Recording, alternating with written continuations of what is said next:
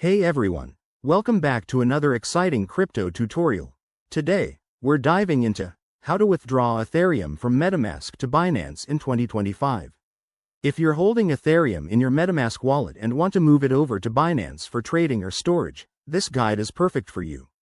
It's straightforward, safe, and I'll walk you through it step by step. Let's get started. First things first, make sure you have the MetaMask extension installed on your browser and that you're logged into your wallet. Double-check your Ethereum balance to ensure you have enough to cover any network fees. Crypto transfers can be irreversible, so always verify everything before proceeding. Next, head over to your Binance account. Log in, go to the Wallet section, and select Deposit for Ethereum. This will generate a unique deposit address. Copy that address carefully, as it's crucial for the transfer.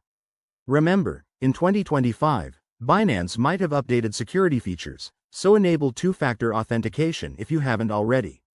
Now, switch back to MetaMask. Click on the Ethereum asset you want to send, then hit Send. Paste the Binance deposit address into the recipient field, enter the amount of Ethereum you wish to withdraw, and review the transaction details, including gas fees. These fees can vary based on network congestion, so keep an eye on them to avoid surprises. Once you're ready, confirm the transaction. You'll need to sign it with your wallet, and MetaMask will broadcast it to the Ethereum network. This might take a few minutes to an hour, depending on the current blockchain speed. While you wait, monitor the transaction on a blockchain explorer like Etherscan to track its status.